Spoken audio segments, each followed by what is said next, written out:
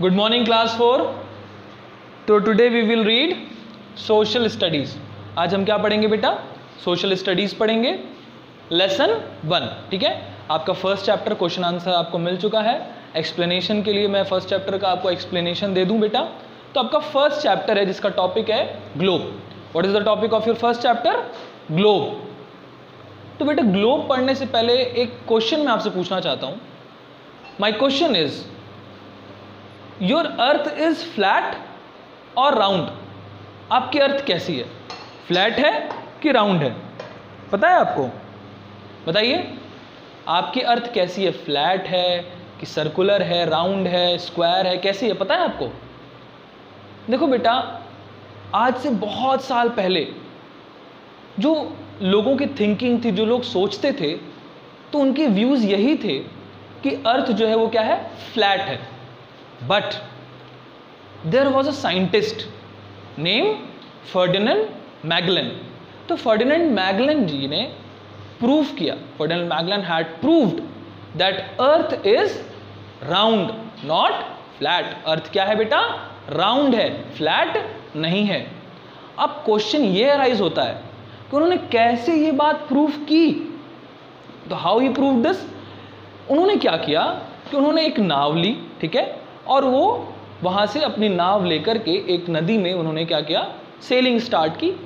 और ही cell to westward, westward की तरफ सेल करते हुए गए. और बहुत साल बाद करते करते, नाव चलाते चलाते, बहुत साल बाद जब वो लौटे तो उसी प्लेस पे लौटे जहाँ से उन्होंने अपनी जर्नी स्टार्ट की थी. जैसे मान लो कि अगर वो यहाँ से स्टार्ट की उन्होंने जर्नी, और धीरे धीरे धीरे धीरे काफ़ी साल बाद वो वापस उसी प्लेस पे लौटे जहाँ पे उन्होंने जर्नी स्टार्ट की थी. ठीक है, अब बेटा इससे क्या प्रूफ हुआ? इससे उन्होंने प्रूफ ऐसी ये बात कही कि अगर if the land was flat, अगर लैंड फ्लैट होती तो ऐसा कभी भी पॉसिबल नहीं होता कि हम वहीं वापस पहुँचे जहाँ से हमने स्टार्टिंग की है. ये उन्होंने बात प्रूफ की. और अब तो हमारे पास अर्थ की फ़ोटोज़ हैं, ठीक है, जो कि हमने आउटर स्पेस से क्लिक किया है. ठीक है, तो देखो जैसे आपको एक अर्थ का मॉडल टाइप का दिख रहा है यहाँ पे. तो अब हमारे पास तो बहुत सारे प्रूफ हैं कि अर्थ जो है वो फ्लैट नहीं है, वो सर्कुलर है, वो राउंड है, स्फेरिकल है बेसिकली. ठीक है, तो अर्थ का शेप कैसा है? स्फेरिकल है. टॉप और बॉटम से थोड़ा फ्लैट है और बीच में काफ़ी बल्ज आउट है. तो इससे हमें पता चल गया कि अर्थ क्या है? फ्लैट नहीं है, ये स्फेरिकल शेप की है. अब जैसे हमारा टॉपिक था ग्लोब. अब बेटा अर्थ को पढ़ना था हमें. भाई अर्थ है तो we have to study earth. What earth is, how we have to study earth. अगर हमें किसी भी चीज़ को पढ़ना होता है तो हमें क्या करना पड़ता है? उसको वन गो में देखना पड़ता है ना. We have to watch it in one go. और ये पॉसिबल नहीं होगा अर्थ के साथ. अगर अर्थ को हमें स्टडी करना है, we have to study earth, we have to see it in one go. और ये पॉसिबल अर्थ के साथ नहीं है. तो अब क्या किया जाए? कैसे इसको पढ़ा जाए? कैसे इसको डिस्क्राइब किया जाए? कैसे इसके बारे में जाना जाए? तो फिर साइंटिस्ट ने एक चीज़ बनाई जिसका नाम उन्होंने क्या दिया? ग्लोब. ठीक है, तो what globe is? The small model of earth is called globe. Earth का स्मॉल मॉडल, अर्थ का छोटा मॉडल, ठीक है, उसको हम क्या कहते हैं? ग्लोब कहते हैं. देखो बेटा आपके सामने एक ग्लोब दिखाई दे रहा है आपको, इसी को हम लोग ग्लोब कहते हैं. ये क्या है? अर्थ का आइडेंटिकल मॉडल है. ठीक है, देखिए इजीली रोटेट कर रहा है नहीं अपने एक्सेस पे, ये स्पिन कर रहा है इजीली. ठीक है, तो इसी को हम लोग क्या कहते हैं? ग्लोब कहते हैं. अब एक बात और है कि इसका क्या यूसेज है, इसका क्या यूज है, हम इसके साथ क्या करें, इस ग्लोब के साथ करें क्या. तो अब इस ग्लोब के साथ हम डिफरेंट थिंग्स स्टडी करते हैं. इस ग्लोब के थ्रू हम क्या क्या चीज़ें जान पाते हैं. देखो बेटा, तो first thing what we get from this globe is the shape and location of landforms. ठीक है, we get the idea of shape and location of the landforms. Continents, countries, rivers, lake, इन सब के शेप कैसे हैं, ये कहाँ locate करते हैं, इन सब को ईजिली हम ग्लोब पे देख करके समझ पाते हैं कि हाँ अर्थ पे ये चीज़ें यहाँ लोकेट करती होंगी, अर्थ पे ये चीज़ें इस शेप की दिखाई देती होंगी. जैसे आपको कैसे पता चला कि आपका इंडिया का मैप है, ये इंडिया आपका इस शेप का है, आपको ये कैसे पता चलेगा. ठीक है, तो हमने क्या किया था, जो हमने फोटोज़ बाहर से क्लिक की थी, आउटर स्पेस से जो अर्थ की फ़ोटोज़ क्लिक की थी, उसके थ्रू हमने ये जो ग्लोब बनाया था उससे हम इजीली समझ पाते हैं कि कौन सा लैंडफॉर्म किस शेप का है। क्लियर? तो ये तो दो टॉपिक आपको समझ में आ गई बातें कि ग्लोब क्या होती है और what is the uses of globe.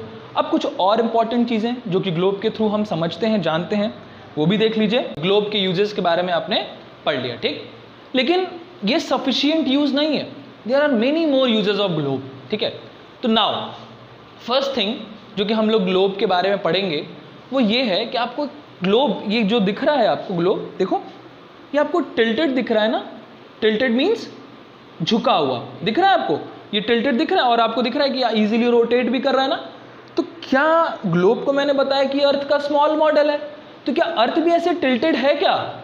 Yes, your earth is also tilted like the globe. Globe की तरह ही आपकी अर्थ भी टिल्ट है।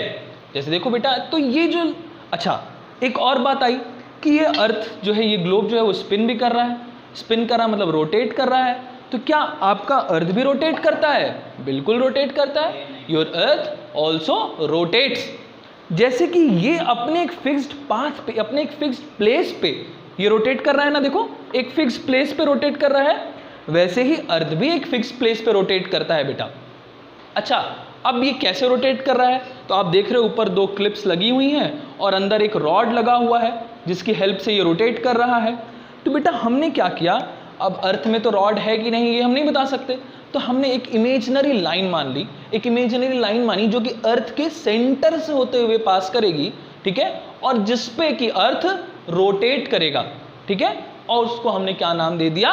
एक्सिस नाम दे दिया। ठीक है, दोबारा समझिए, अब इससे एक्सिस की डेफिनेशन क्या निकली? तो एक्सिस क्या होता है? तो axis is a imaginary line passing through the centre of earth and on the axis the earth rotates. ठीक है, एक्सिस क्या होता है?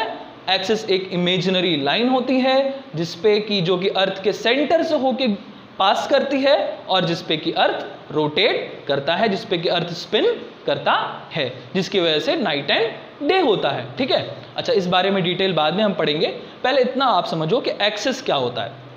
अब जैसे मैंने दिखाया आपको कि आपका ग्लोब टिल्टेड है, वैसे लिटरली में, रियलिटी में भी your earth is also tilted. ठीक है, तो आपकी अर्थ भी इतनी ही झुकी हुई है, टिल्टेड है। अब वो कितनी डिग्री पे झुकी हुई है, वो टिल्टेड डिग्री कितनी है, तो वो कितनी डिग्री है? 23.5 डिग्री पे।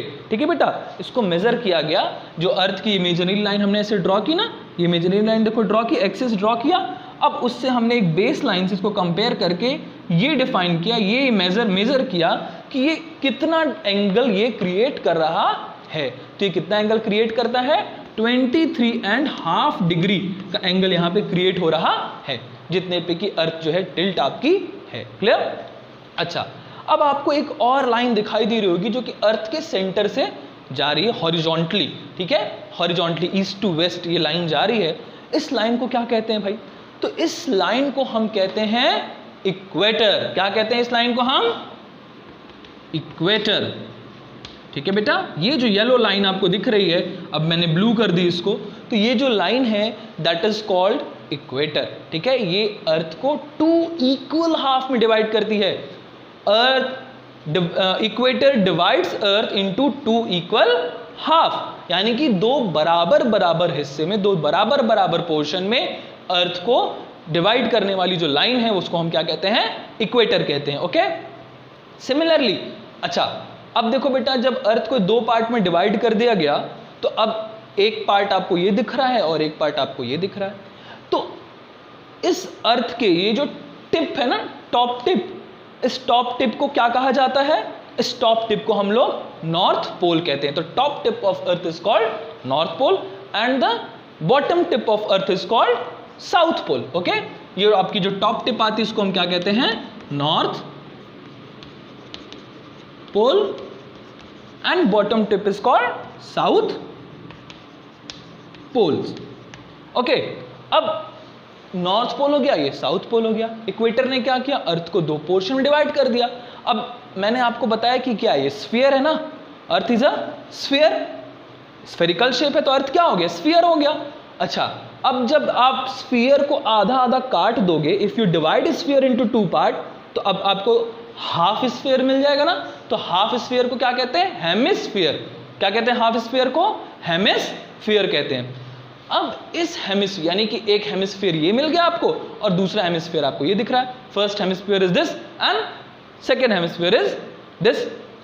दिस हेमिस्फीयर, ये हेमिस्फीयर जो है वो कहाँ लाई कर रहा है? उसके टिप पे क्या है? नॉर्थ पोल है, तो this hemisphere is called north pole and this hemisphere is called south pole, क्योंकि इसके बॉटम टिप पे क्या है? साउथ पोल है। ओके, तो this is your northern hemisphere and this is your southern hemisphere. Understand? This is your northern hemisphere and this is your southern hemisphere. Okay, clear? तो अच्छा, there is one more line which is vertically dividing earth into two equal half। जैसे आपने देखा कि equator is dividing earth into two equal half horizontally and there is another line which is dividing earth into two equal half but vertically। तो what this line is called? इस line को हम क्या कहते हैं? तो this line is called prime meridian। इस line को क्या कहते हैं हम? प्राइम मेरिडियन कहते हैं बेटा। ठीक है, तो देखो आपको दो लाइनें दिखाई दी जो कि अर्थ को टू इक्वल हाफ में डिवाइड करती हैं। एक का नाम आपने इक्वेटर माना, दूसरे का नाम आपने प्राइम मेरिडियन माना। अच्छा, इक्वेटर ने डिवाइड किया तो आपने उसको पोर्शन को नाम दे दिया northern hemisphere and southern hemisphere. लेकिन जब इस प्राइम मेरिडियन ने डिवाइड किया आपके अर्थ को टू इक्वल हाफ में, तो इसको भी तो कुछ नाम देना पड़ेगा ना। तो बेटा देखिए, what we call the two division of the vertical division of the earth, first is western hemisphere and another one is eastern hemisphere। इसको हम क्या कहते हैं? western hemisphere और इसको हम क्या कहते हैं? eastern hemisphere। अच्छा, एक पॉइंट नहीं आ रहा आपके दिमाग में कि ऐसे क्यों है? ये ऊपर नॉर्थ, नीचे साउथ, इधर वेस्ट, इधर ईस्ट, ऐसा क्यों है? बेटा जब भी हम स्टडी करते हैं ना मैप को, क्योंकि हम 2D स्टडी कर रहे हैं, 3D तो स्टडी कर नहीं पा रहे, तो हम 2D मतलब 2 डायमेंशनल यानी कि प्लेन पेपर पे स्टडी कर रहे हैं। तो जब हम प्लेन पेपर पे स्टडी कर रहे हैं, ठीक है, मैप को या ग्लोब को, तो हम कैसे इसको डायरेक्शंस डिफाइन करने पड़ते हैं हमें। तो डायरेक्शंस हम एरो की मदद से, लाइन की मदद से डिफाइन करते हैं। वो कैसे होता है? देखो बेटा, ये एक प्लस टाइप का सिंबल हमने ड्रॉ कर लिया, ठीक है। इसके अपर टिप को हम क्या मानते हैं? नॉर्थ मानते हैं। लोअर को क्या मानते हैं? डाउनवर्ड टिप को, बॉटम टिप को साउथ मानते हैं। This is your east and this is your west. Okay, तो we get the 4 direction, that is north, south, east, west. Okay, clear बेटा? तो इन दिस वे, इसी वजह से, in due to this we name the earth's half, that is above equator northern hemisphere, below equator southern hemisphere, left side of prime meridian called western hemisphere and right side of prime meridian is called eastern hemisphere. Left side of prime meridian is called western hemisphere, left side of prime meridian is called western hemisphere and right side of prime meridian is called eastern hemisphere. Clear? तो इतनी चीजें आपको clear हो गई। क्या क्या पढ़ लिया हमने इसमें? प्राइम मेरिडियन पढ़ लिया, इक्वेटर पढ़ लिया और 4 हेमिस्फीयर्स इसमें हमने स्टडी कर लिए, एक्सिस भी स्टडी कर लिया, ये ईस्ट वेस्ट नॉर्थ साउथ भी स्टडी कर लिया हमने। क्लियर?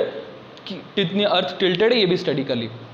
अब हम चलते हैं बेटा कुछ और इंपॉर्टेंट चीज़ों पे। ठीक है, अब ये जो लाइन आप इक्वेटर देख रहे हो ना, इस लाइन को क्या कहते हैं? इस इक्वेटर को और भी कुछ कहते हैं। क्या कहते हैं इसको?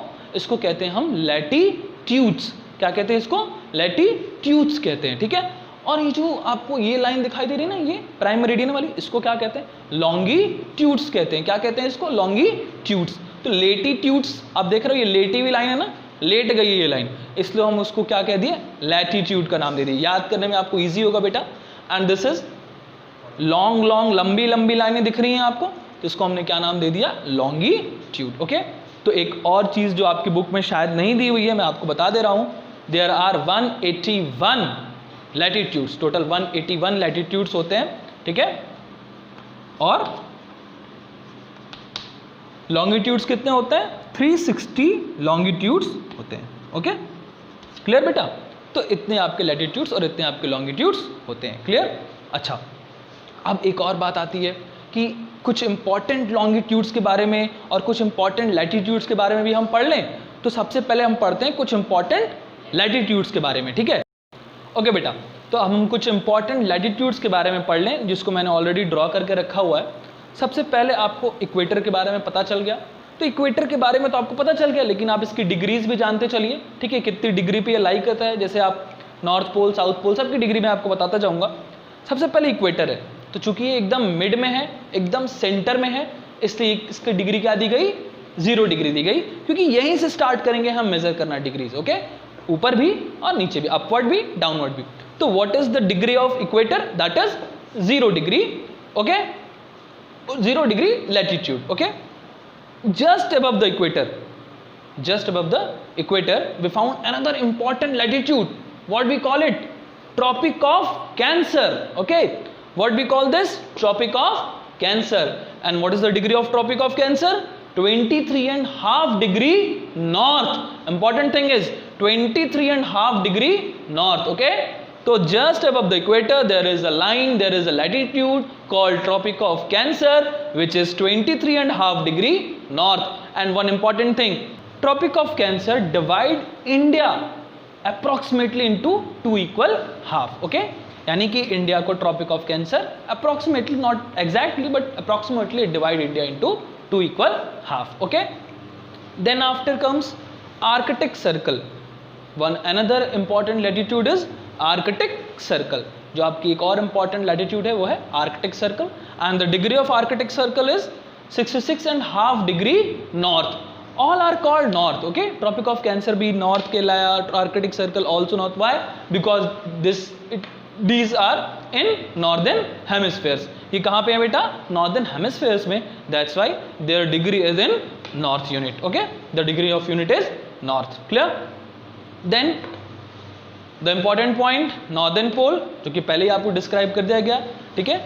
Top most tip is called northern pole, that is 90 degree north. Okay, अब we are going downward the equator. अब हम इक्वेटर के डाउनवर्ड साइड चलेंगे। We are going the downward side of, we are going to the downward side of the equator. तो the first line, the first latitude below the equator is Tropic of Capricorn.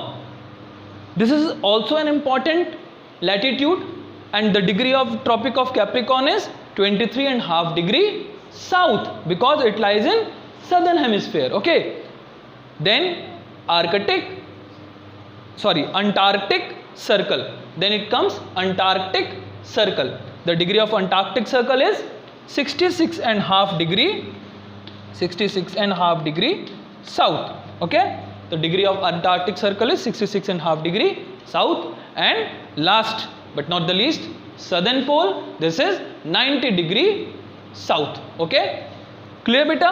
तो ये आपके important latitudes complete हो गए।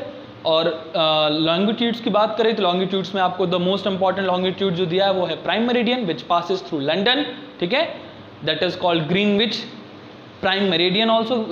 The place is Greenwich, where the place is Greenwich in London, from where the prime meridian passes through. Clear? And the degree of this is also 0 degree. तो prime meridian की भी degree क्या है, 0 degree, because from prime meridian we measure other parallel longitudes, and from equator also we measure other parallel latitudes. Okay, clear beta? So this is all, but some things are left. What are those? Look here, if we draw all the latitudes and longitude in a globe, ठीक है, if we draw all the latitudes and longitudes in a globe, what we see, look here, I am drawing it.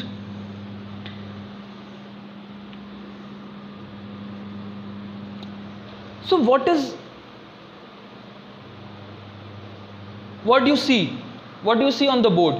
That it forms a crisscross pattern. ठीक है, the globe is forming a crisscross pattern, and this crisscross pattern is called grid. Okay, तो बेटा जो last thing आपकी थी वो यही है कि if we draw latitude and longitude both in a globe, जैसे ही हम latitude और longitude दोनों को ग्लोब पे ड्रॉ करते हैं, we found a crisscross pattern, and this crisscross pattern is called grid. Okay, तो ये आपका ग्लोब का एक शॉर्ट समरी कंप्लीट हो गया. We have completed about globe, and these are the important points that we have to learn and read about globe. Okay, now you have to complete your chapter, learn it, and complete your question answers also. Clear? Thank you.